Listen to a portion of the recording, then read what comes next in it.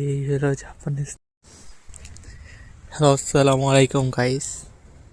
এখন দেখতে পাচ্ছেন আমি কোথায় দাঁড়ানো।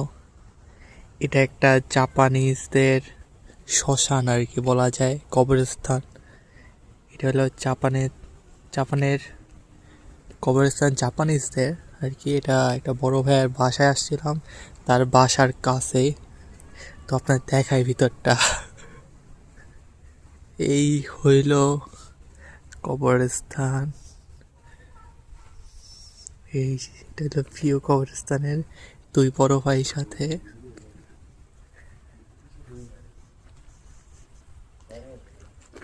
এই হলো জাপানিজদের কবরস্থান আর কি।